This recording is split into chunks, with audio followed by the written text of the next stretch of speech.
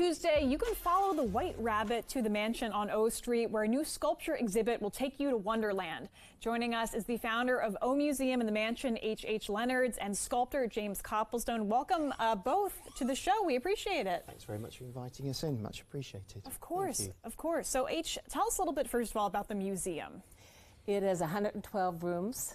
There are 87 secret doors. So you get to find the magic of his fantastic sculpture, and then you get to also explore and see if you can find how many doors and see Alice behind a secret door. So this is a maze and a museum at the same time. It's joy. It sounds fantastic. And tell us a little bit about your art. What can people expect? We have some video as well, which we're going to show in a little bit, but Lovely. I'd love to know your inspiration. Okay, I love storytelling, so my work is all based on literary characters. So I've worked from original drawings of Alice in Wonderland, Beatrix Potter, Winnie the Pooh. So I love stories. Ever since I was a little boy, my granddad used to sit me on his lap and tell me little stories and little drawings. And I just felt really loved by having a story told to me. It was a special thing. And I'd love to, I love making things with my hands. So now I used to do picture books. So that was my first thing when I went to art school. So picture books for children. And I was a primary school teacher. So I was able to share stories with kids, and it's just great fun. I loved it. That's incredible. And now I make bronzes. Yeah, and is this so this kind is of an example this is my first little character called the Barefoot King, and we have a little exhibition thanks to H at the museum based on this character who's tired of being a king and wants to actually just go into the garden and enjoy playing again. I love that. I can relate.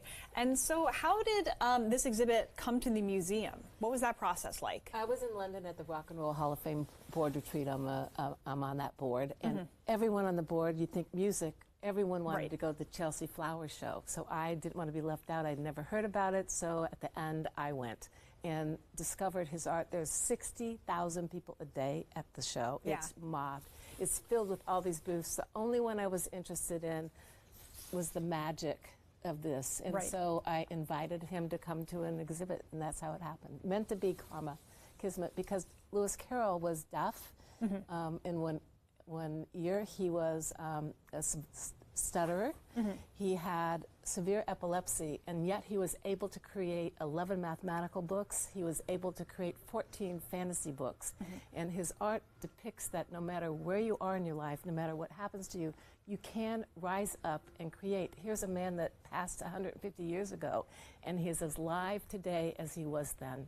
So it's the spirit of the human ability to create, and that's what the museum's about. So he's perfect. That's incredible. Yeah, it's a special place, Chelsea Flower Show. Yeah. You get to meet a lot of people from around the world, and we were very, very lucky to meet H there. And the mansion is a special place as well. Can you tell us a little bit about the history of it, just in case people don't know about it? Sure. Started out with no money, no business background, no art background. Decided that I wanted to have people have conversations in Washington, meet, and think about, be inspired by who they are, not what they do. And it's a magical place. Every ceiling is different, and I'm an example of what you can do with nothing, because you can create, just like Lewis Carroll and just like our great artist. It really is the most extraordinary place. I mean, I'd never seen anything like it. You walk in, and every time you turn a corner, you just do not know what you're going to find next. That's incredible. But you find hope, and you find joy, and you find what you've left about yourself on the shelf, so that when everybody leaves, they are creating. And you find a lot of hidden doors as well. Yes. It sounds like pieces of your life. Right. Pieces of your life you forgot. That is beautiful. And recommend it. Excellent. And so I know we have a painting right here. Do we want to show it and then then briefly touch on it? Yeah, part of the exhibition. I hope that's okay. Yeah, part of the exhibition is about this this little chap, the Barefoot King. Oh yeah, same. So I've got a series of illustrations there showing the king in his different places in the garden and experiencing different things. So there's lots of these drawings to see amongst about 18 different bronzes.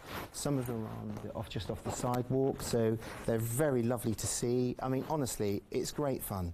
Incredible. Yeah. And if people want to come to the exhibit, how can they do that? Here, I can help you hold it. How can they come and visit? omuseum.org. Just sign up.